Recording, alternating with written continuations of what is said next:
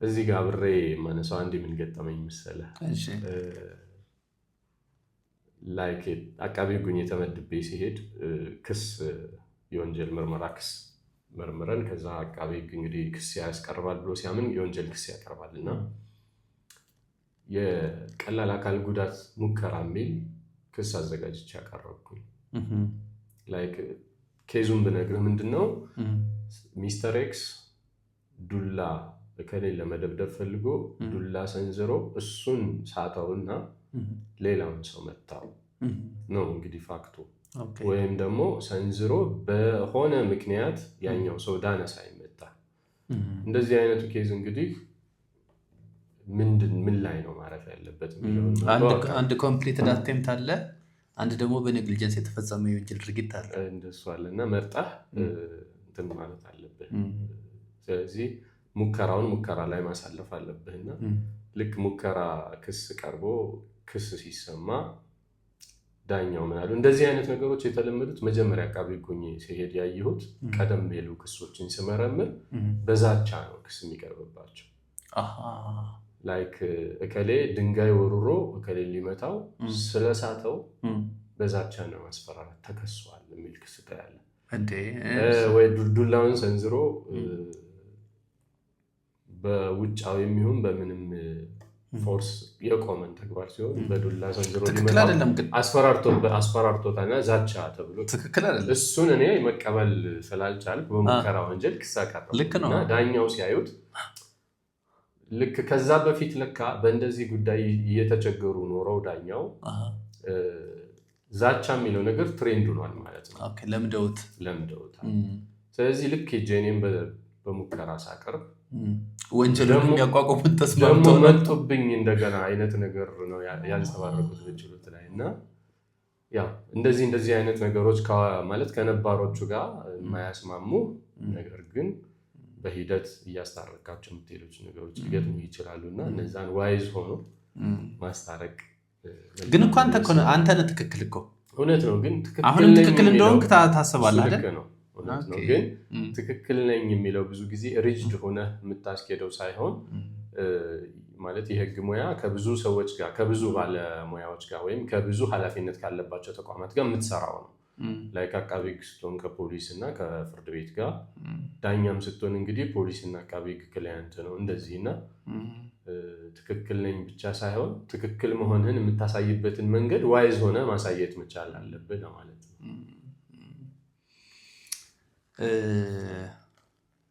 አሁን ያነሳኸው ነገር ባይዘው ወይ ምን ያስተምራል መሰለህ?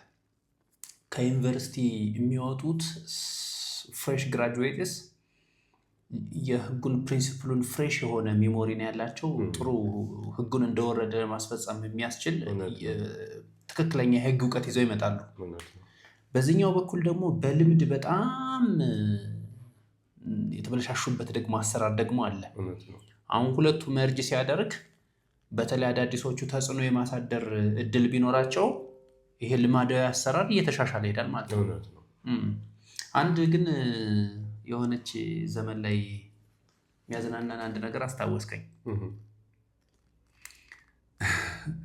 ፍርድ ቤቱን ለመጥቀስ ደቦሎ ከፍተኛ ፍርድ ቤት ነው።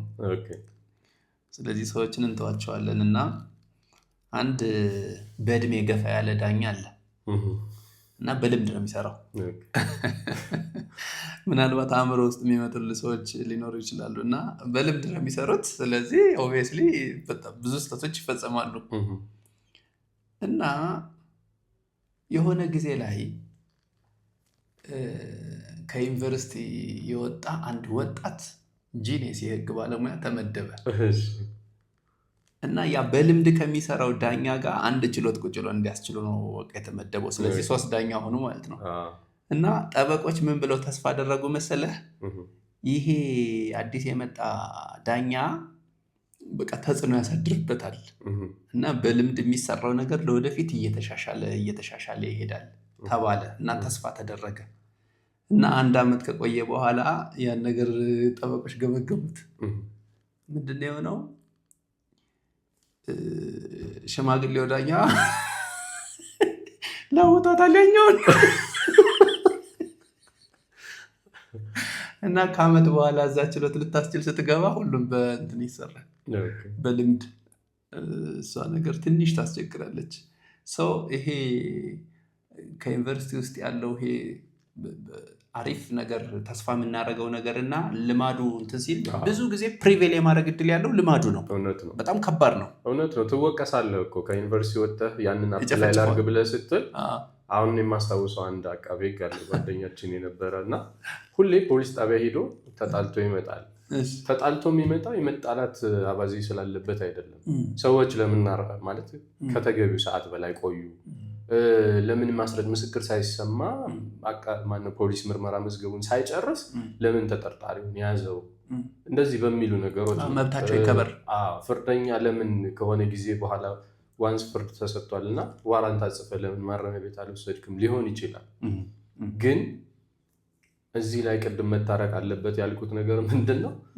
እንደዛ ሲሆን ነባራዊ ሁኔታውን ከግምት ውስጥ አስገብቶ በተረጋጋ ሁኔታ ይህንን አይነት ስርዓት መለመድ እንዳለበት ማሳየት አለበት። ሁሌ መበርታት አለበት። ዶሚኔት የሚያደርግህ እኮ ልማዱ ከዛ ትሞክርና አንተ ተሰሚ እንዳልሆንክ ስታውቅ ወደ ምን ቸገረኝ አይነት አስተሳሰብ ትገባለህ ማለት ነው። ያ ራይት። በህግ ሙያ ውስጥ ስትቆይ ትልቁ እርካታ ምንድን ነው? በዚህ በጥብቅና ስራ ትልቁ እርካታ የምትለው ምንድን ነው አንተ? ያው እንግዲህ ፍትህን ማምጣት፣ ፍትህን ማረጋገጥ ነው ትልቅ እርካታ ያለው ነገር። ሰዎችን መርዳት፣ ከበርካታ ዓመታት እስራት ማዳን፣ ያላግባብ ካጋጠማቸው የፍትሐብሔር ክስ ነፃ ማውጣት፣ ከዚህ የሚበልጥ እርካታ የለም። ለነገሩ አንድ ሰው ፍትህ ሲያገኝ እና ያ ሰው ደግሞ ፍትህ ያገኘው በአንተ ምክንያት እንደሆነ ስታውቅ ከዚህ የበለጠ እርካታ በምን ልታገኝ ይችላል? በምንም አታገኘው። ኢቭን ኢፍ በጣም ከባድ ቢሆንም ማለት ነው ያን ማግኘት። ሂደቱ ከባድ ነው፣ ግን ያው እንደ ጭላንጭልም ቢሆን የሆነ ጊዜ ደግሞ ብቅ ብሎ በአንድ ነገር ያስደስታልና በተለይ እንደው አላግባብ ነው ብለህ የምታምንባቸው አላግባብ ንብረት ለመንጠቅ፣ አላግባብ በተመሳጠረ ሁኔታ ጥፋተኛ ለማስባል እንደዚህ አይነት ነገሮች እውነቱ ወጥቶ እና ያ ደግሞ ለመውጣቱ አንተ እንደ ትንሽ ምክንያት ሆነ እሱን ስታይ ያው ትልቅ ሳቲስፋክሽን እሱ ነው። አንድ ክርክር ረጅም ጊዜ ግን ምን ያክል ወስዶብህ ያውቃል? ካሽ ምን ገደብ አለው ብለህ እቺ ነገር በጣም ለወደፊትም ለነገሩ በጥሩ ፕሮግራም ከቨር እናደርገዋለን፣ ግን እንደው ነክተው ለፍ ብዬ ነው። ያንተ ረጅም ስንት ነው? የኔ ረጅም አሁን ስንት አለ መሰለህ? 2006 የተጀመረ ኬዝ አሁን አለ ሲቀነስ ከ2018 12 ዓመት 12 ዓመት 12 ዓመት እየተከራከርክ ነው? አዎ። የመጀመሪያ ልጅ እድሜ ስንት ነው? ሴት ናት ወንድ ናት? ሴት ነች። ስንት ነው እድሜዋ? 14 ዓመት። 2 ዓመቷ እያለ የተጀመረ ኬዝ? 2 ዓመቷ ላይ ነው። የእሷ ታናሽ ወንድም ነው ይሄ ኬዝ? የእሷ ታናሽ ወንድም ከትንሹ ወንድ ልጅ ጋር እኩል ናቸው። ተው እንጂ 12 ዓመት። 12 ዓመት በመሀል ተዘግቷል ወይስ አልተዘጋም? ምንም መዘጋት የለውም። ምንድነው መሰለህ መደበኛው ክስ ቀረበ፣ ተከራከርክ፣ ተወሰነ፣ ይግባኝ ተባለ። እሺ ይግባኝ ይባላል። እዛ የሆነ ውሳኔ ይወሰናል። ሪማንድ ተደርጓል። ሪማንድ ይደረጋል። ከዛ ደግሞ ይመጣል እስከ ፌደራል ሰበር ይደርሳል። ከዛ አሁንም ወይ ሪማንድ ሊደረግ ይችላል። እሺ ፋይናሊ ደግሞ አፈጻጸም ትጀምራለህ። አፈጻጸም ገብተህ ደግሞ በአፈጻጸም ሂደቱ ላይ እንደዚሁ ይግባኝ ይባላል፣ ሪማንድ ይደረጋል። ኦኬ የጨረታ ምናምን ኬዝ ደግሞ ካለበት አብሮ የጨረታ ሂደት ራሱ ሌላ ክርክር ይከፍትልሃል። እንደዚህ እያለ 12 ዓመት በዚህ 12 ዓመት ጊዜ ውስጥ ዋናዋ ተከራካሪ አልፈዋል። የዋናዋ ተከራካሪ ደግሞ ተተኪ ከነበሩት ውስጥ የተወሰኑት አልፈዋል። ሰው ሞቷል። ስለዚህ ወራሾች ናቸው ክርክሩን እየቀጠሉት ያሉት ማለት ነው። እንግዲህ ከወራሾቹም የተወሰኑት ሞተዋል እንዳልኩ። ስለዚህ ሰው ላይክ መብቱን ማለት ይሄ በህይወት እያለህ ልታረጋግጠው ትፈልግ የነበረውን ነገር ምንም ሳታየው ባይዘው አንድ ሰው ጠበቃ ልሁን ወይስ አልሁን ብሎ በተለይ ኢትዮጵያ ውስጥ ሲወስን በቃ እነዚህን ሁሉ ኮንሲደር ማድረግ አለበት። 12 ዓመት እኔ የሚገርምህ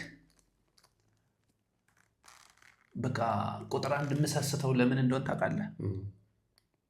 ለጊዜና ለእድሜ 12 ዓመት ማለት እኮ አንደኛ ክፍል የገባ አንድ ህፃን ልጅ ማትሪክ ተፈተነ እና ክርክር ላይ ነው። ባይዘወይ ያንተ ደግሞ ሪካርድ ሆነብኝ። በነገራችን ላይ እንትን ኬዝ ሜክ የሚያደርግ ሰው እንዳለ ታውቃለህ ማለት ኬዝ ሜክ ማድረግ ማለት ይሄ መዝገብ እንደዚህ 12 ዓመት እንዲቆጥር ያደረገው የተከራካሪዎችን ባህሪ ጭምር ነው። ኦኬ በቃ ይፈጥርልሃል፣ የክርክር ምክንያት ይፈጥርልሃል አንዳንዱ ሰው እና በጥብቅና ስራ ያየሁት ምንም አንተ ኢሹ ይሆናል ብለህ ያላሰብከው ነገር በየት ዙሮ ተጠማዞ መጥቶ ጉዳይ ሆኖ የይግባኝ ምክንያት ሆኖ መዝገቡን ሊያዘገየው ወይም ደግሞ ውጤቱን ሊያስቀይረው እንደሚችል ማትገምትበት አይነት ሁኔታ። አዳዲስ ፋክቶች እየተፈጠሩ ነው። አዳዲስ ሊሆን ይችላል፣ የነበረው ሊሰነጠቅ ይችላል ምናምን እና አንዳንዱ ሰው በባህሪው ላይክ አሁን ይግባኝ የማያስብለው ሆኖ ይግባኝ ይላል። ይግባኝ ሲል ይግባኙ እስከሚታይ ድረስ ያሳግድብሃል። ሌላ ጊዜ መፍጀት ነው። በሆነ መንገድ ደግሞ ተሟሙቶ ይግባኙን ያስቀርባል ካለብህና ሌላ ውሳኔ ከተሰጠ ደግሞ ያን ብልሽት ለማስተካከል የምትሄደው ደግሞ ጊዜ እንዲህ እያለ ምንድነው ብዙ ጊዜ እንደውም ጠበቆች የምንለው ነገር ይሄ አንድ መዝገብ ከመደበኛው ጨዋታ ከወጣብህ እንትኑን ከለቀቀ የመሮጫ ትራኩን በቃ ለቆ ነው የሚቀረው። እንደዛ እየሆኑ ጊዜ የሚጨርሱት እንደሱ አይነት መዝገቦች ናቸው። የዛሬ 12 ዓመት ነው አንተ ክፍያውን የተዋዋልከው እንግዲህ ያኔ በነበረው ገንዘብ። እውነት ነው። ገንዘብ ራሱ ስንት ጊዜ ተቀይሯል ካንተ በኋላ።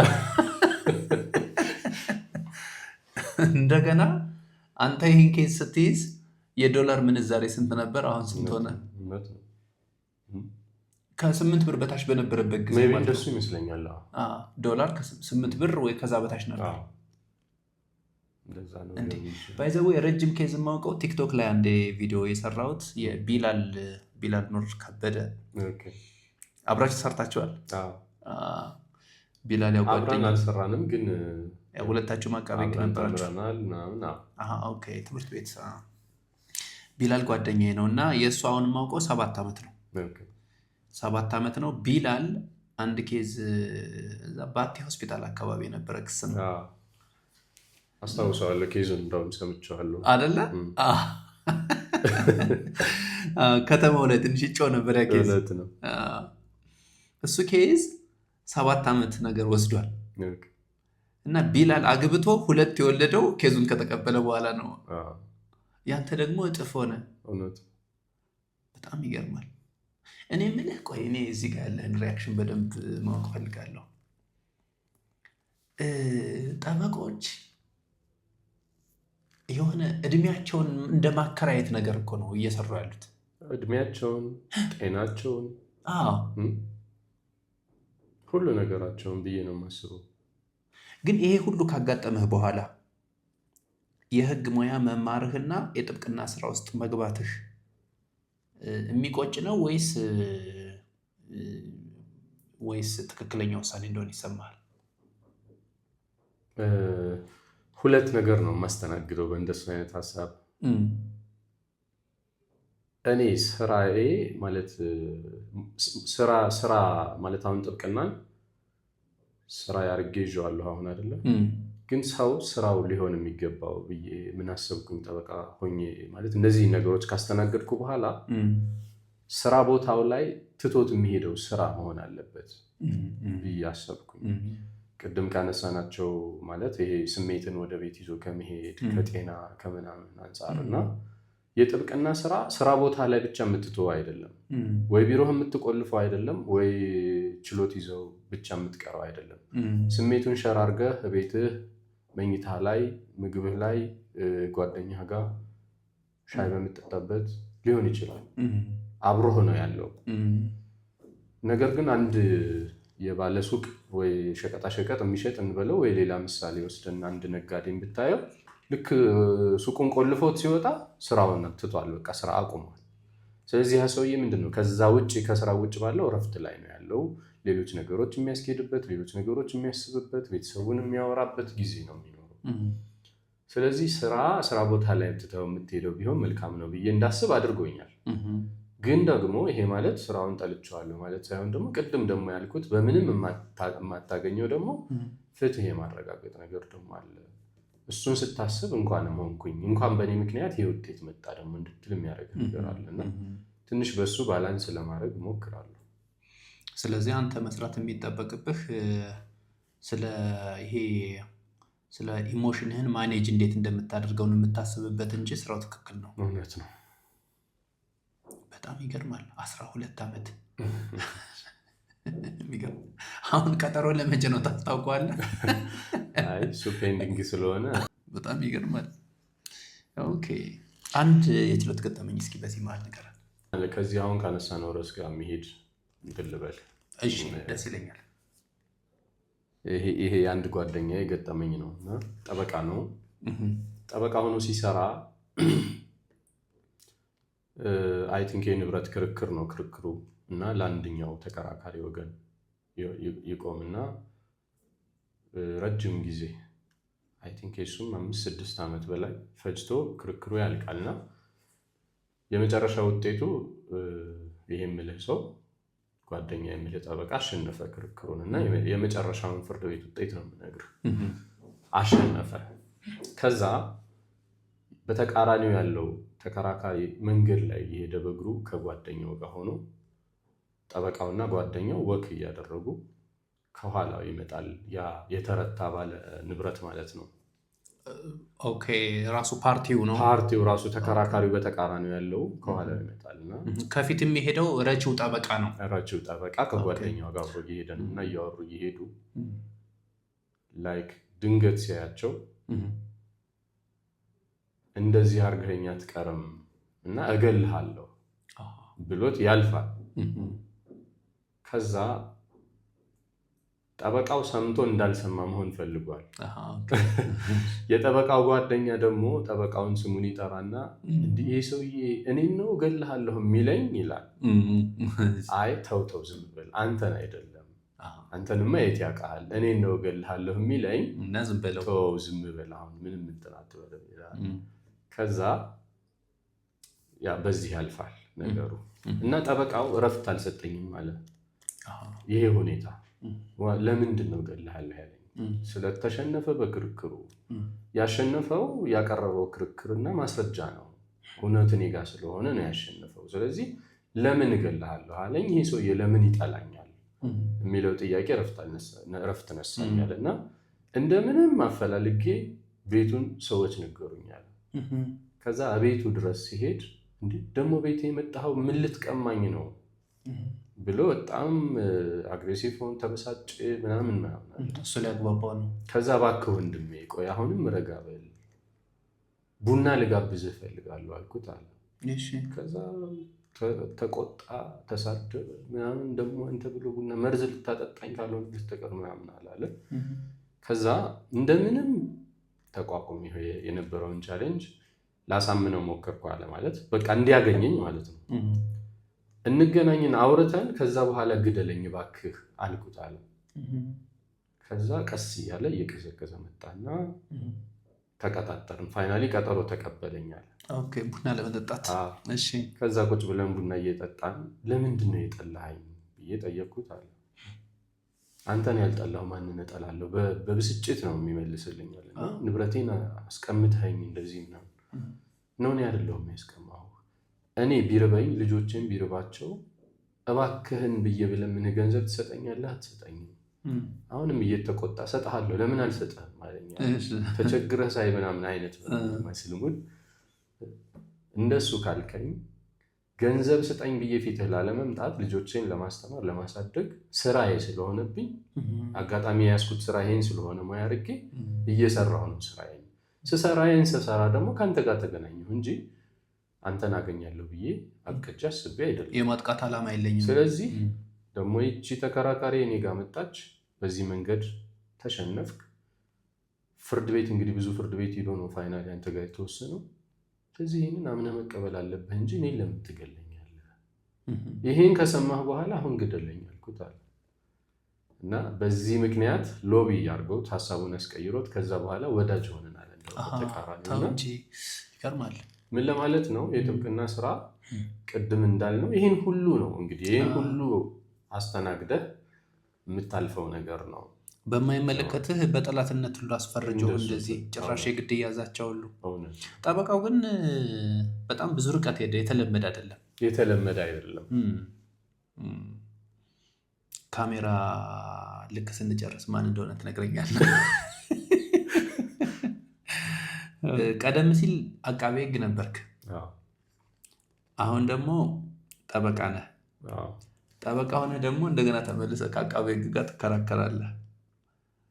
አቃቤ ሕግ የስራ ባልደረባህ ነው ወይስ እንደ ባላንጣ ነው የምታየው? አሪፍ ጥያቄ ነው። እንግዲህ ስሜት የሚይዝ ጥያቄ ነው። ኖርማሊ እንደ ባላንጣ ነው አቃቤ ሕግ ብዬ አስቤ አላውቅም። ግን አቃቤ ሕግ እንደዚህ ባይሆን ያልኩባቸው ነገሮች ግን አሉ።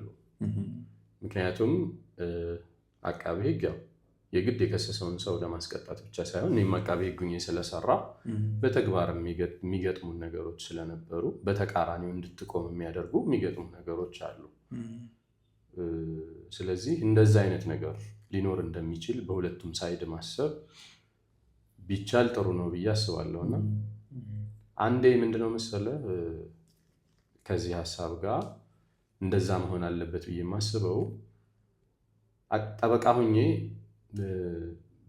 በቸልተኝነት ሰው ገደለ በተሽከርካሪ የተባለ ሰው የተከሰሰበት ጉዳይ ላይ ተከላከል ተባለና የመከላከያ ምስክር ለመስማት ተቀጠረ። ከዛ መከላከያ ማስረጃ ዝርዝር አላችሁ ሲባል አዎ ብለን አቅርቡ ተብለን መከላከያ ማስረጃ ዝርዝር አዘጋጅቼ ተመርቶ አስገብቻለሁ እኔ እስከማውቀው ድረስ። ነገር ግን መዝገቡ ጋር ለማያያዝ መዝገቡ አንዳንዴ ያው መዝገብ ቤት ጠፋ የሚባል ነገር የተለመደ ነው። ማለት ለጊዜው አልተገኘም እንግዲህ ቦታው ላይ ሳይቀመጥ ቀርቶ ወይ ምናምን በተለያየ ምክንያት እንደዛ ያጋጥማልና የመዝገብ ቤት ሰራተኞች እኛ ፈልገን እናያይዘዋለን ሲሉ ሰተህ ትሄዳለህ አስመርተህ። ያስመራሁበት እጅ ላይ ኮፒ ያለ መቼ እንደተመራ ምናምን። ከዛ መከላከያ ምስክሮቹ ቀርበዋል። ተከሳሽ ደግሞ ዋስትና ስለተከለከለው ከማረሚያ ቤት ቀርቷል። ረጅም ጊዜ ነው የታሰረው። ምስክር ለመስማት ነው አሉ ዳኛውና ምስክር እንሰማለን ሲሉ አቃቤ ሕግ ሊሰማ አይገባም ማለት ምንድነው ምክንያቱ ሲባል አቃቤ ሕግ የተከሳሽን ምስክር ዝርዝር እና ማስረጃ ማወቅ አለበት ቀድሞ። ስለዚህ እስከ የሆነ ቀን ጠቅሶ እስከዚህ ቀን ድረስ ቼክ አድርገናል መዝገቡ ጋር የተያያዘ የመከላከያ ማስረጃ ስለሌለ ሊሰማ አይገባም ማለት። እንግዲህ የተከሳሽ ጠበቃ ምን ይላሉ ስትባል ላይ እንግዲህ እኔ ይሄው አጋጣሚ ሆኖ ዝርዝሩን ይዤዋለሁ አስመርቻለሁ። መዝገቡ ጋር እናያይዝ ተብሎ ሲፈለግ መዝገቡ ለጊዜው አልተገኘም፣ እርስዎ ይሄዱ እናያይዛለን ተብዬ ሄጃለሁ። ያቀረብነው የሰነድ አይደለም የሰው ምስክር ነው። አቃቤ ሕግ ምስክሩ አበበ ወይም ከበደ መሆኑን ማወቅ አለማወቁ በክርክሩ ላይ የሚያመጣለት ለውጥ የለም። ቀድሞ ይሄን ዘጋጅ ነበር እንዲህ አደረግ ነበር ለክርክሬ ይጠቅመኝ ነበር የሚለው ነገር የለም። ስለዚህ የዛሬው ቀጠሮ መቀየር ፋይዳው ተከሳሹን አላግባብ ለተጨማሪ ጊዜ ማረሚያ ቤት ማቆየት ከመሆኑ ውጭና ምስክሮችን ከማመላለስ ውጭ ምንም ፋይዳ የለውም። በፍጹም አቃቤ ሕግ በፍጹም መሰማት የለበትም። ማወቅ አለብን፣ ህገ መንግስታዊ መብታችን ነው፣ የስነ ስርዓቱ እንትን ነው ምናምን በፍጹም አይሰማም ማለት አይሰማም። ኢነሴንስ ማስረጃውን አላወቅኩም ቀድሜ ነው እንጂ ባውቅ ኖሮ ይሄን አረግ የሚል ነበር የሚል እንኳን ሐሳብ የለም ክርክሩ ውስጥ። በዛ ወቅት በጣም አዝኛለሁ። ዳኛውም የአቃቤ ሕግን ሙግት ማወቅ ነበረብኝ የሚለውን ኢግኖር አድርገው ማለፍ ስላልፈለጉ ወይም ስላልቻሉ በቃ እንግዲህ እናንተ ስህተት ነው ማሳወቅ ነበረባችሁ፣ ስለዚህ ቀጠሮ መቀየር አለብኝ በሚል ትእዛዝ ሰጡና በዛን ጊዜ በጣም አዘንኩኝ። ኦኬ፣ ለነገሩ ተለዋጭ ቀጠሮ ነው እንጂ ቶታሊ አይሰማው አይደለም። ተለዋጭ ቀጠሮ እና ምን ልልህ ነው አሁን እዚህ ላይ የምታየው ነገር ቅድም ከተነሳው ጥያቄ አንጻር ላይክ እንደ ተከራካሪ ብቻ ማለት ሁሌም እኔ ብቻ ላሸንፍ እንደሚል አይደለም። አቃቤ ሕግ እንደ ተቃራኒ ወገን ወይም እንደ ባላንጣ የሚታይ ባይሆንም ግን ዋይዝ ደግሞ መሆን ያስፈልጋል። ከዚህ አንጻር ነው ማለት ነው። ግን የሚገርም ነገር ጥሩ ነገር ነው ያነሳው። አሁን አቃቤ ሕግ እሺ አላወቀም ተጨማሪ 15 ቀን ተሰጠው። አውቆና ጨምሮ የሚመጣው ነገር ምንድን ነው? እሱን እኮ ነው እኔ የሚያነሳሁት። ለቀጠሮ መለወጥ ምክንያት አይሆንም የምለው ቢያንስ አንደኛ ጨምሮ ሊመጣ የሚችለውን ነገር ማሳየት አለበት። ይህን ዝግጅት አደርግበታለሁ መባል አለበት እንጂ አለማወቅ ብቻ መሰረት ሆኖ ለቀጠሮ ማስቀየር ምክንያት መሆኑ ምንም የሚጨምረው ነገር የለም። በቃ ምስክሮቹን እኮ እዛው ላይቭ ነው መስቀለኛ ጥያቄ የሚጠይቃቸው ከሚናገሩት ተነስቶ፣ ከዛ ውጭ ሌላ ነገር የለውም።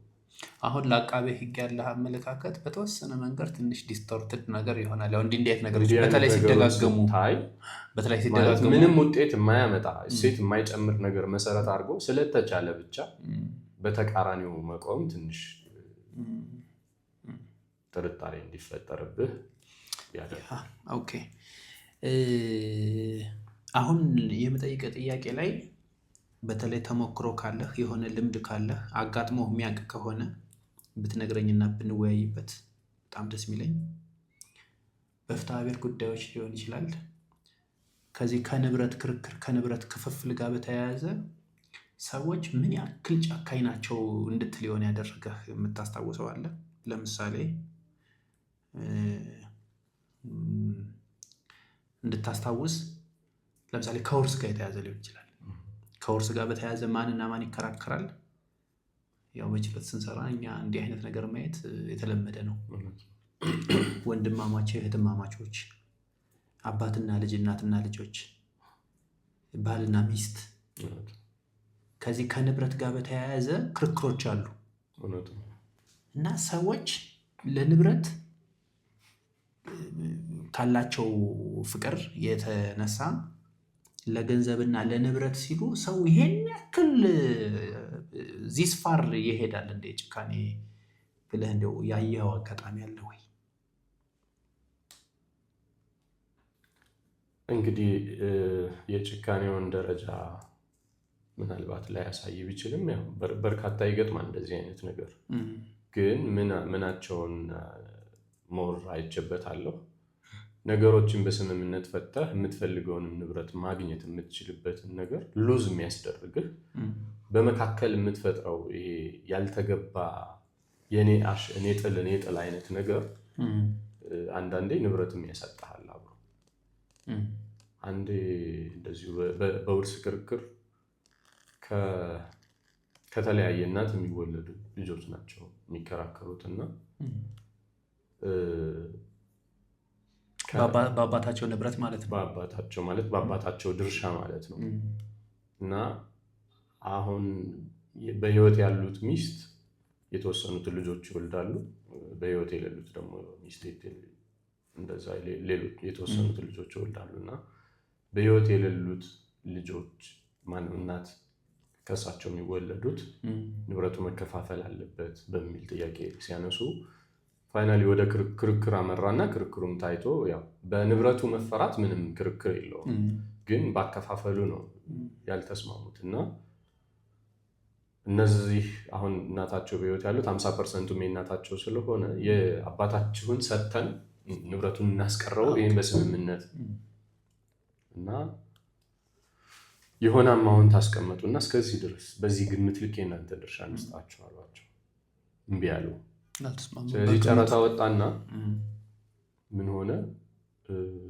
እነሱ የጠቀሱት እና እንስጣችሁ ባዮቹ የሚጠቅሱት ኦልሞስት ከግማሽ በላይ ይለያያል። የጨረታው ይበልጣል። አይ እንትኑ ጥያቄው ማለት ነው። እንስጣችሁ የተባሉት የሆነ መጠን አለ፣ ስጡን የሚሉት ደግሞ እንደዛ አለና ከዛ በኋላ ጨረታ ሲወጣ ደግሞ ያው መሐንዲስ የሚገምትበት ግምት አለ። የገመተው በጣም እንስጣችሁ ከተባለው እሱ ራሱ 1/3 ወደታች የሆነ ነው እና በዛ መሰረት ጨረታ ወጣ። የጨረታው ቀን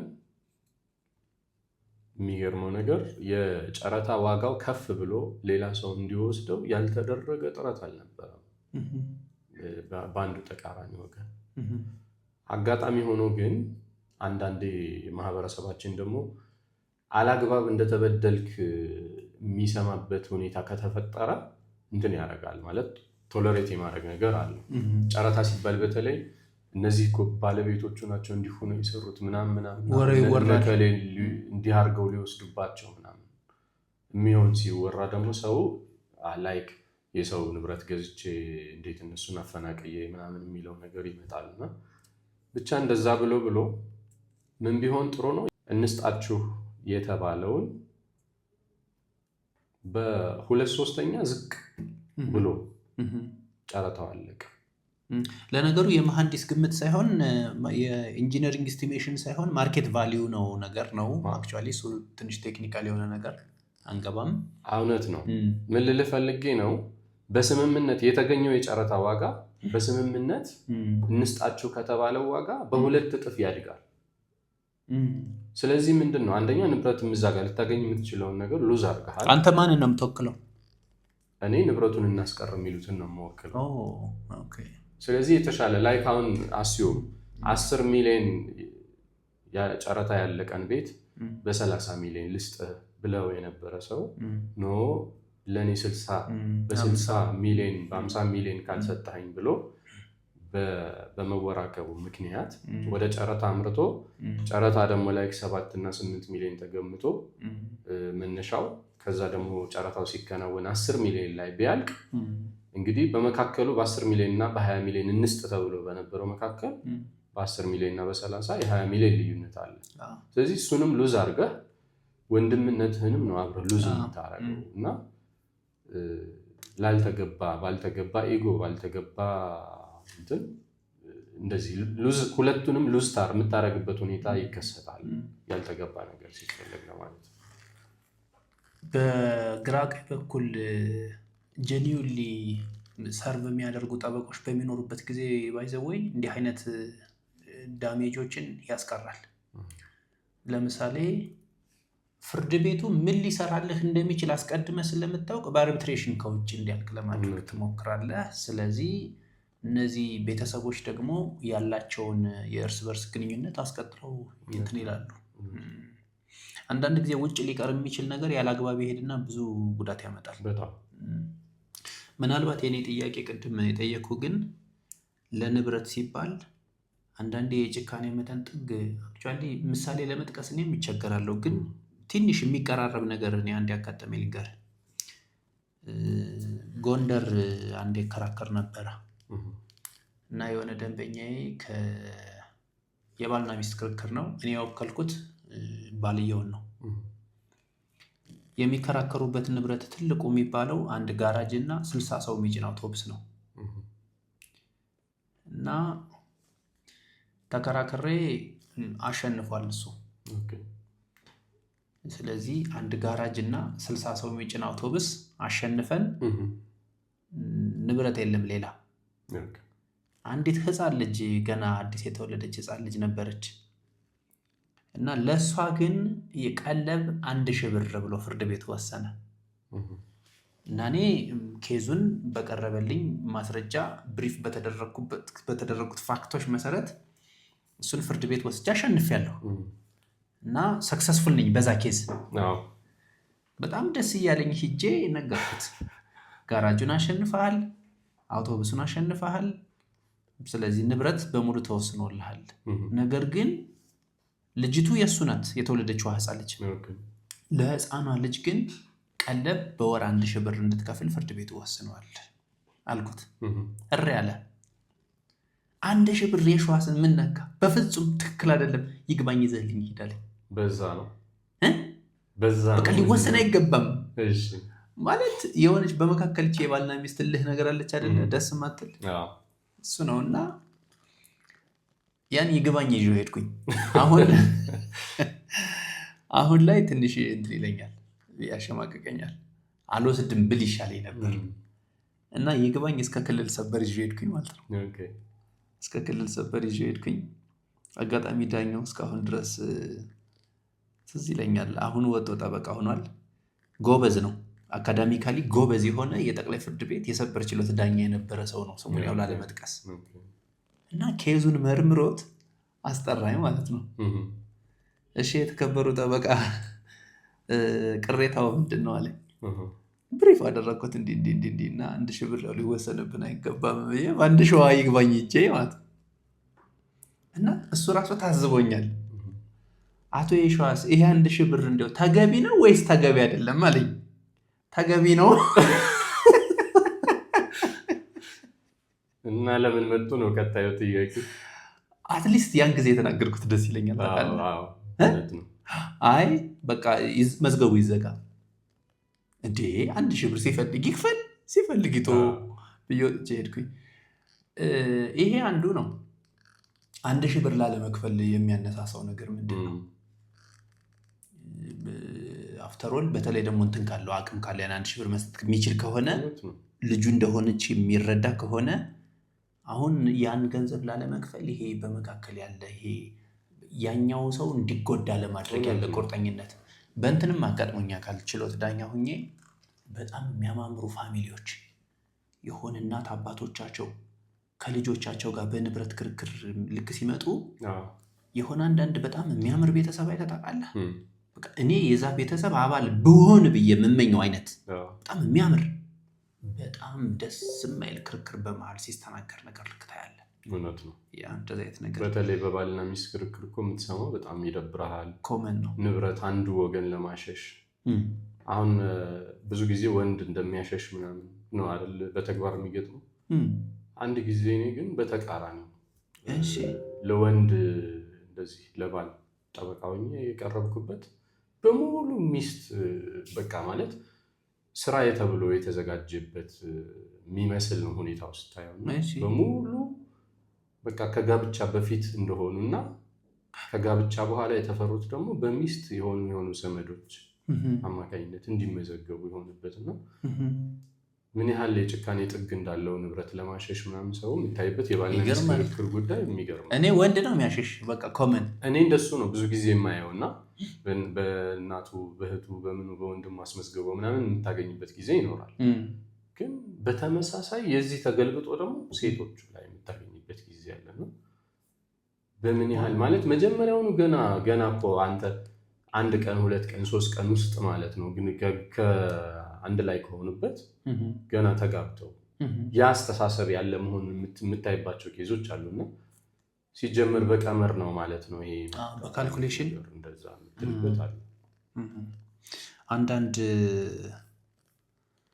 አንዳንድ የጋብቻ ውሎች እና የኢኮኖሚ ስምምነቶች ያምታታሉ ይባላል። እንዴት አሁን ያልከው አይነት በጣም ኦርኬስትሬትድ የሆነ ልክ ጋብቻው ገና ወደ ጋብቻ ሲገቡ ፍቺው እንዴት እንደሚሆን አስቀድሞ በቃ ኦብሰስድ ነው ብዙ ነገር መስራት። ችሎት መጠበቅን እንዴት ታየዋለህ ጋሻው? እኔ አንድ ራፍ ሪሰርች ሰራሁ ብዬ ባለፈው ቪዲዮ ላይ ሼር ለማድረግ ሞክሬ ነበር። ለ25 ዓመታት በጥብቅና የሰራ አንድ ሰው አይተዋል። 6 ዓመቱን ችሎት ነው የሚጠብቅ። በመጠበቅ የሚያባክነው ጊዜ እንዲያውም እኮ የሚገርምህ አንተና እኔ ለዚህ ምስክሮች መሆን እንችላለን። ከተወሰኑ ዓመታት በፊት የሰዓት ቀጠሮ አልነበረም። እውነት ነው። እና አማራ ክልል ጠቅላይ ፍርድ ቤት ሰበር ችሎት ነው። 2 ሰዓት ተኩል ሄጄ ቁጭ አልኩ። እኔ በቃ ፈጽሞ አረሰው 10 ሰዓት ተኩል ነው ለ11 ምናምን ጉዳይ ተጠራሁ። 2 ሰዓት ተኩል ነው የሄድኩት። እውነት ነው። አሁን የሰዓት ቀጠሮ አለ።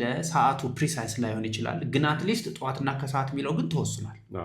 ምንም እየሰራ ነው ያለ እና በዚህ ባሁኑ አሬንጅመንት ማለት ነው በደንብ ሪሰርች ቢደረግ 25 ዓመት በጥብቅና የሚሰራ ሰው 6 ዓመቱን ችሎት ነው የሚጠብቅ ስል እንዲያውም አይበልጥም ብለህ ነው የሚሉ ኮሜንቶች ምናምን ሲጻፉ አየሁኝ። አንተ እንዴት ነው እሱ ነገር እያስቸገረህ ነው ወይስ ትዕግስት አለህ?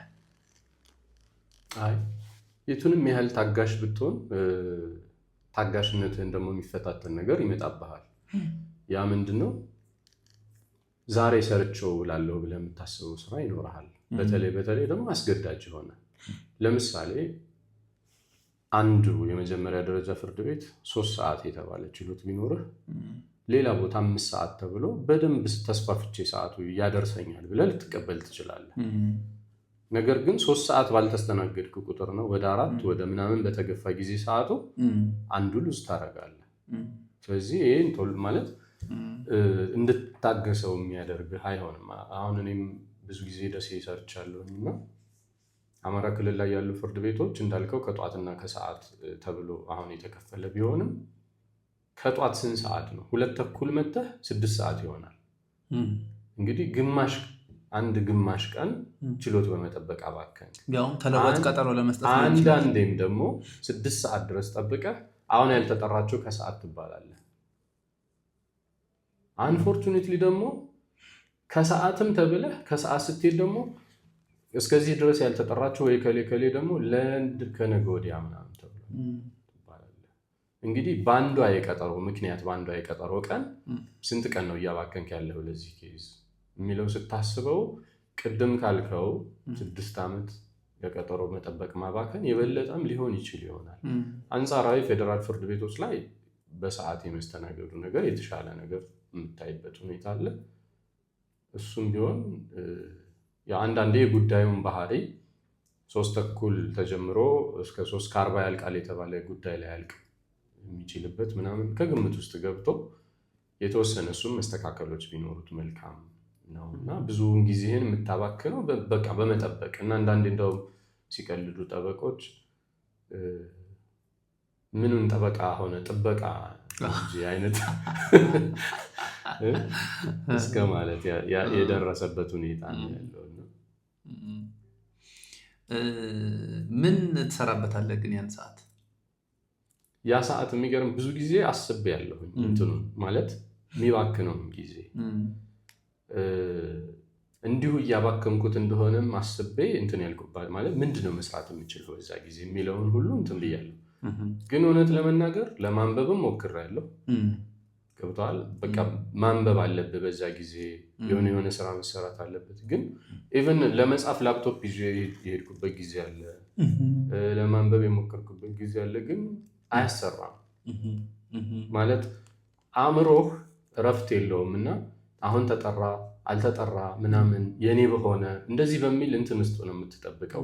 እንዳልኩ ቅድም ደግሞ ሌላ ቦታ ችሎት ሲኖርህ ስጋቱና ይሄ በጣም ኮንሽስ ሆነ የመጠበቁ ነገር ይብስበታል። እንደዛ በሆነ ሁኔታ ተረጋግተህ ለማንበብም ሆነ አንብበህ ለማንበብ የጀመርከውን ነገር ራሱ ወደኋላ ምን ተረድቼ አልፌ ነው የሚለውን መልሰህ ስጠይቅ ላታገኘው ትችላለህ። እና እኔ እንደው ለስራም ይሆናል የሚለውን ራሱ አላውቅም። ምናልባት የኔ ዊክነስ ካልሆነ በስተቀር የሆነ ነገር ሰርቼበት ልለፍ ብለህ ራሱ ለማለት ትንሽ ያስቸግረው ይመስለኛል። ዝም ብለህ ነፃ ሆነህ ስታስብ እኔ አንዳንድ ነገር ለማሰብ ሞክራለሁ። ችሎት ሂደህ ትቀመጣለህ። ስለዚህ ተጠርተህ ክርክርን አቅርበህ ከችሎት ወጣህ እስክትሄድ ድረስ የታሰበበት መጽሐፎችን ይዘህ ለማንበብ ትሞክር ይሆናል እና እንዲያውም ሂሳብ ሁሉ መስራት ትችላለህ። በአመት ውስጥ ችሎት በምትጠብቅበት ብቻ በአመት ውስጥ 10-20 መጽሐፍ ልታነብ ትችላለህ። ግን ይሄ ዝም ብለህ ነፃ የሆነ ሂሳብ ስትሰራ ነው እንጂ ችሎት ለውሳኔ የተቀጠረ መዝገብ አለ። እንዴት ልታነብ ትችላለህ? እሱን እኮ ነው የምልህ። ከባድ ነው። አእምሮህን የሚቆጣጠረው ነገር አለ። ነፃ አይደለህም። እውነት ነው። በተለይ የችሎት አዳራሽ ስትገባ ደግሞ እዛ የምታየው ትዕይንት አለ። ትኩረት የሚስብ ኬዝ አለ። ውሳኔ ሲነበብ ልትሰማ ትችላለህ እና ከዛ የምታየው ነገር ምንድን ነው የሚለውን መስማት ትፈልጋለህ። የተከራካሪዎችን ክርክር ትሰማለህ እና ይሄ ተዳምሮ ለስራ ላውለው ብለህ የምትችልበት የሆነ ነገር መጠነኛ ነገር ልትል ትችላለህ። ግን ውጤታማ ነገር ላይ አውለዋለሁ ብለህ የሚቻል አይመስለኝም። አንድ ጥያቄ እስኪ ልጠይቅህና ትንሽ ፈን ነገር ትመስላለች፣ ግን አንተ መልስ። የፌዴራል ከፍተኛ ፍርድ ቤት ልደታ ምድብ የሆነ ሁለተኛ ወንጀል ችሎት አንተ የወከልከውን ኬዝ አስመልክቶ ለምሳሌ የፊታችን ሮብ 4 ሰዓት ቀጠሮ ያዘ። ስለዚህ 4 ሰዓት ቀጠሮ ስለያዘ 4 ሰዓት ሻርፕ አንተን መጥራት ይችላል። ካልቀረብክ አልቀረብክም ብሎ ሰይሞ እንደዛ ሪዝኑን ጽፎ አለመቅረብህን ጠቅሶ ፕሮሲጀራሊ ራይት የሆነውን ትዕዛዝ መስጠትም ይችላል ችሎቱ። ስለዚህ 4 ሰዓት ከሩብ ለምሳሌ ያንተ መዝገብ ጭርስርስ ብሎ ወደ መዝገብ ቤት ሊመለስ ይችላል እና ትክክል ነው አይደል? ስርዓቱ ሂደቱ ትክክል ነው። ምንም የሚነቀፍበት ነገር የለም። ጥያቄው አሁን ነው ጠይቀህ 4 ሰዓት ቀጥረዋል። አንተ 4 ሰዓት ሂደህ 15 ደቂቃ ከጠበቅክ በኋላ ችሎቱ ካልጠራህ ለምን ነው ወጣህ የማትሄደው?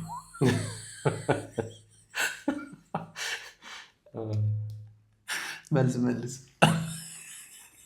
ለምን 5 ሰዓት ትቀመጣለህ? 6 ሰዓት ለምን ትቀመጣለህ? በቃ እኮ በቀጠረህ ሰዓት አልጠራህም አይደለ? አንተ ሳትኖር እንደዛ ካስተናገደ አንተስ በዛ ሰዓት ሂደህ ራስህን አቅርበህ ካልጠራህ ወደ ሌላ ስራ ለምን አትሄድም? አሪፍ ነው። የማስረጃ ጉዳይ ነው። በዛ ጊዜ ነበርክ ወይስ አልነበርክም ነው? ነበርኩ። አሁን ማስረጃው ምንም አይነት ይሁን የሰው ምስክር የሚሆን ወደ ቪዥዋል ነገር የሆነ ምስክር የሆነ ማስረጃ ነገር ልታቀርብ ትችላለህ። ነበር። እውነት ነው። እኔ እኮ እንደዚህ አሁን ቅርብ ቀን ነው ለምሳሌ ሰበር የፌዴራል ጠቅላይ ፍርድ ቤት ሰበር ሰሚ ችሎት ስትሄድ የአቤቱታ ቀን የሚባል አለ አይደል? አቤቱታ የምታቀርብበት በሳምንት 1 ቀን ነው። ለምሳሌ ሮብ ሊሆን ይችላል። ሮብ እንዳታልፍህ ሮብ ሌላ ቀጠሮ ሊኖር ይችላል። ለምሳሌ እኔ የሆነብኝ ልደታ ከፍተኛ ፍርድ ቤት የወንጀል ጉዳይ መከላከያ ምስክር የአቃቤ ሕግ ምስክር የሚሰማበት 5 ሰዓት ላይ ቀጠሮ አለኝ። ሰበር ሰሚ ችሎቱ ደግሞ 3 ሰዓት ተኩል የአቤቱታ ቀን 3 ሰዓት ተኩል ይሰየማል ተባለ። 3 ሰዓት ተኩል ከተሰየመ እስከ 4 ተኩል እንደው ማክሲመም ወይም ደግሞ 4:20 ድረስ እንኳን ማክሲመም ዘግይቼ ብጠራ በዛች ጊዜ ውስጥ ልደታ መድረስ አያቅተኝም በሚል ሄድኩኝና የመጀመሪያው ችሎቱ ያው በቢሮ የሚሰራውን ስራ እየሰራ ዘግየት ብሎ ተሰየሙ። ለዛም ይቅርታ ጠይቀው ችሎቱ ተሰየሙ። አሁን እሱ ላይ ብለህ የምታደርገው ነገር የለም። ከዛ እየጠሩ ነው ስራቸውን እየሰሩ እንደውም ዘግይተን ስለጀመረ ፈጠን ብለን እናስተናግዳለን ተባለ። የምጠብቀው እጠራበታለሁ ብዬ ያሰብኩት ሰዓት አለቀ። እዛ የሚደርስበት የመንገድ ሰዓት ብቻ ነው የቀረኝ። ስለዚህ ጥዬ ማውጣት ነበረብኝ። ጥዬ ወጣሁ። ውጤቱ ግን ሊሆን የሚችለው ምንድን ነው? እንግዲህ አቤቱታ አቅራቢ አልተገኙም። አቤቱታ አቅራቢ ደግሞ ባልተገኙበት አቤቱታውን አናይም ሊባል ይችላል። ሌጋል ቴክን እንዴት አየኸው? ቀጣይ ጥያቄ። ሌጋል ቴክ አሪፍ ነው። እንግዲህ ሌጋል ቴክ ማለት እንኳን መጣልን የሚያስብል ነው ብዬ የማስበው ለእኔ። ሌላውም እንደዛ ያስባል ብዬ እንትን እላለሁ። ብዙ ጊዜ እንግዲህ ጠበቃ ሆነ ስትሰራ አሁን የሰበር ውሳኔ እንግዲህ እንደምታውቀው ነው፣ በጣም በዝቷል። የታተመ ያልታተመ፣ ከዛ የፌዴሬሽን ምክር ቤት ደግሞ በተጨማሪነት አለ። ሌሎች ደግሞ ጆርናሎች አሉ፣ ማብራሪያዎች፣ ምኖች እና በተለይ የፌዴራል ጠቅላይ ፍርድ ቤት ውሳኔዎች እንደ ሕግ ከመቆጠራቸው የተነሳ ከሌላው ከኮዱ ከምኑ አንጻር እኩል ልታውቃቸው የሚገቡ ነገሮች ናቸው እና ከዛ አንጻር የሆነ ጊዜ ታነባቸዋለህ። የሆነ ውሳኔ አንተ በፈለግከው ርዕስ ላይ እንዳለ ታስታውሳለህ። የትኛው ቅጽ ላይ የትኛው መዝገብ ቁጥር በመቼ ቀን የተሰጠ የታተመ ነው ያልታተመ የሚለው ብዙ ጊዜ መለየት ያስቸግራል ሁሉም ሰው ብዬ አስባለሁ። እኔ የሚቸገርበት ነው። እኔ ደግሞ በባህሬ ልክ ሳነብ ሀሳቡን እንጂ የሚይዘው ኢቨን ቁጥሩ ስንት በመዝገብ ቁጥር ላይ ነው የተሰጠው ውሳኔ መቼ ነው የተሰጠው የሚለውን ብዙ ጊዜ አላየም። የሆነ ጊዜ ግን ስፈልገው ትዝ ይለኛል የሆነ ያንን የሚመለከት ውሳኔ እንደተሰጠ። ስለዚህ ምን ይሆናል አሁን እንግዲህ ቅጽ 28 ደርሷል። በቅጽ 28 ማለት በእያንዳንዱ ቅጽ ደግሞ ስንት ውሳኔዎች አሉ የሚለውን ካየነው በጣም ብዙ ነው። ከዛ አንጻር ሁሉንም መዳሰስ ሊኖርብህ ይችላል። ቅጽ 1 ላይ ስትፈልገው ታጠዋለህ፣ ወደ ቅጽ 2 ትሄዳለህ ወይ ምናምን ወይ ሰው ትጠይቃለህ እንደዚህ። አሁን ሌጋል ቴክ ላይ እንደዚህ አይነት ውሳኔዎችን ቃሉን በፍጥነት ማውጣት ካወቅከው መዝገብ ቁጥሩን አስገብተህ ካልሆነ ቃሉን አስገብተህ የምትፈልገውን ኤሪያ በፍጥነት አውጥተህ ብዙ ጊዜ ሳታባክን ለአገልግሎት እንድታውል የሚያደርገው አለ። ሌላው የጠበቆች ፕሮፋይል የተደራጀበት ነው ሌጋል ቴክ። በዛ ውስጥ እንግዲህ የጠበቃው ፎቶ፣ ስሙ፣ ስልኩ፣ አድራሻው ሁሉ ፕሮፋይሉ ተደራጅቷል። ስለዚህ ጠበቃ የሚፈልግ ሰው በዙሪያው ያለ ሰው ከሚጠይቅ ወይም ፍለጋ ከሚሄድ የት ቦታ ሄጄ ነው ጠበቃ ማገኘው ከሚል ኢዝሊ ስልኩ ላይ ወይ ላፕቶፑ ላይ ከፍቶ ሌጋል ቴክን ከፍቶ የጠበቃውን ፕሮፋይል አይቶ ይስማማኛል ብሎ የሚለውን ጠበቃ እንዲመርጥ እድል የሰጠ ነው። በዚህ ሁኔታ አብሬ የማነሳው የኔ ፕሮፋይልም እንደዚሁ ሌጋል ቴክ ላይ ተካቷል እና እሱ ላይ አይቶ ጉዳይ የሰጠኝ ደንበኛ አለኝ። ስለዚህ በሌጋል ቴክ ኬዝ አግኝተሃል? እንዴት አገኘኸው ብዬ ጠየቅኩት። ምክንያቱም ሰው የሚመጣልህ ወይ ከሌ ሰጥቶኝ ወይ እንደዚህ ወይ ድሮ ከስተመር የነበረ ሰው ወይ በዙሪያ ያለ የሚያውቀው ወይ ምናምን እንደዚህ በጓደኛ በዘመድ በምን ነው ብቻ የጥብቅና ስራ የሚመጣው እና አዲስ ሲሆንብኝ ሰውየው እንዴት ስልኬን አገኘው ወይ እንዴት እኔ ጋር ልትመጣ ቻልክ ብዬ ስጠይቀው አለ ሌጋል ቴክን አውቅ ነበር ፕላትፎርሙን፣ በዛ መሰረት የጠበቆች ፕሮፋይል እንዳለው አውቃለሁ እና ገብቼ ስመርጥ ቀልቤ አንተ ላይ አረፈና ወደ አንተ ደወልኩ አለኝ እና በዛ በጣም አሪፍ። እንዲያውም ከሌሎች ጋር የጠበቆችን ፕሮፋይል በሚመለከት ተወያይተን አናውቅም። ብዙ ጊዜ ቪዲዮ ስንሰራ ምን እናደርጋለን መሰለህ? ጠበቆች ፎቶአችሁን ላኩ፣ ነፃ ነው ደግሞ የሚገርምህ። አሁን ጠበቆች በሰብስክሪፕሽን የሚያገኟቸው ሰርቪሶች አሉ። ለምሳሌ ሰበር፣ ኮዶች፣ የተለያዩ ህጎች እና አጀንዳ ለመጠቀም ሰብስክራይብ አድርገው መክፈል አለባቸው። የጠበቆች ፕሮፋይል ላይ ግን ለመካተት ግን ክፍያ የለውም። ክፍያ የለውም ብቻ ሳይሆን ሰዎች ለእናንተ ለጠበቆች ኬዝ ሲሰጧችሁ ኮሚሽን ክፍያ የሚባል ነገር ሌጋል ቴክ አይወስድም ምናምን ብለን ሁልጊዜ እንናገራለን። ኮሚሽን አልጠየቅንም አይደል? እውነት ነው። ይህን መናገር በጣም ጥሩ። ምክንያቱም እንደዚህ በምስክርነት ሲቀርብ እንዴት ይላል አንዳንድ ሰው፣ እንዴ የኔን ፎቶ፣ ስልኬን፣ አድራሻዬን በደንብ አደራሽተህ ለሁሉም ሰው ሰጠህልኝ ኬዝ እየተቀበልኩ ባንተ የተነሳ በሌጋል ቴክ ምክንያት ኬዝ የማገኝ ከሆነ ሌጋል ቴክ ምንድን ነው ጥቅሙ ኮሚሽን ካልወሰደ ይላሉ። አክቹዋሊ ሎጂካል ጥያቄ ነው። የሚገርምህ ግን ምንድነው መሰለህ በሰብስክሪፕሽን የምናገኘው ነው የኛ ኢንካም፣ እሱን ወስነነዋል ኦልሬዲ። ከዛ ውጭ እኔ ደስ የሚለኝ ነገር ምን እንደሆነ ታውቃለህ? አዲስ አበባ ውስጥ ለምሳሌ የሆነ ሚሊየን ሰዎች አሉ። በአገር አቀፍ ደረጃ ደግሞ ስታየው ይሄ እንዲያው የፍርድ ቤት ኬዝ ያጋጥመዋል የምትለው አይነት ሶሳይቲ የሆነ 10፣ 20፣ 30 ሚሊየን ሰው አለ አይደለም? ይሄ ሁሉ ሰው በዚህ ሰዓት 500 ገደማ የሚሆኑ ጠበቆች ፕሮፋይላቸው ከዚህ ሁሉ ሰው እጅ አለ ዛሬ ላይ ማለት ነው። ነገ ደግሞ ከነገ ወዲያ የሚገርምህ 7,000፣ 10,000 ጠበቆች ይደርሳሉ። ስለዚህ ሁሉም ሰው የራሱ ስልክ ላይ 10,000 ጠበቃ ይዞ ነው የሚዞረው ማለት ነው። ኬስ ሲያጋጥመው ራንደም ልክ አንተን እንዳገኘህ እየመረጡ ኮንታክት ሊያደርጉ ይችላሉ። ሰው አሪፍ ነገር ነው። ክሊያንቶች ሲመጡ ለዳኛ ግቦ ስጥልን እያለ የሚያስቸግር ጠበቃ እንትን ባለጉዳይ ገጥመህ ያውቃል? እና እንዴት ማኔጅ ታደርገዋለህ? ይሄንን ካጋጠመ ያጋጥማል። አንዳንዱ መጀመሪያ ሲመጣ ይሆናል፣ አንዳንዱ ደግሞ ጉዳዩን ከሰጠ በኋላ ላይክ እዛው ገና ተዋውለህ ምን ብለህ ጉዳዩን እንደምትይዝለት ካረጋገጠ በኋላ ደግሞ ይሄኛውን መልክ የሚያመጣ ሰው አለ እና የመጀመሪያው ብዙ አያስቸግርህም ማለት መጀመሪያውኑ እንዲህ አድርገህ ጉዳይን እንደዚህ ነው የምታስኬድልኝ የምፈልገው የሚልህ ሰው ግልጽ የሆነ አቋሙን ስላወቅ አያስቸግርህም። ኢን ሴንስ ምንድን ነው አንተ የምትመራበት የስነ ምግባር መርህ አለህ፣ ጉዳይ የምትይዝበት የራሱ ያስቀምጥከው ስታንዳርድ አለህ እና ያንን ሰውዬ እንግዲህ እኔ ልለው የምችለው አይ ነው እኔ ይሄን ማድረግ አልችልም፣ እኔ ላረግ የምችለው የሰጠኸኝ ጉዳይ ምንድን ነው የሚለውን አዳምጬ የሰጠኸኝ ጉዳይ በዚህ መንገድ የሚያዋጣህ ነው፣ ማስረጃ አለህ፣ ወይም ደግሞ ያመጣኸው ጉዳይና ማስረጃ የሚያዋጣህ አይደለም፣ በየትኛውም መንገድ ብትሄድ ሉዘር ነህ፣ ስለዚህ እኔ ይሄን ጉዳይ አልይዝልህም።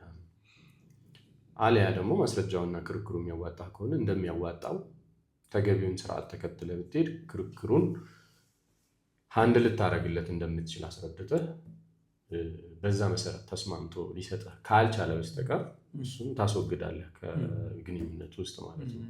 የሚያስቸግረው ሁለተኛው ሰው ነው።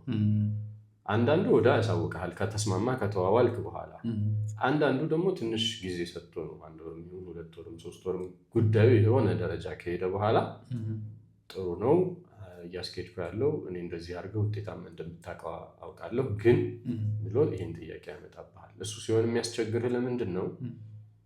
አቋርጠህ መዝገቡን እንዳትተው በቃ ከአንተ ጋር አልቀጥልም ብለህ እንዳትል ገንዘብ ተቀብልሃል፣ የሆነ ስራ ሰርተሃል።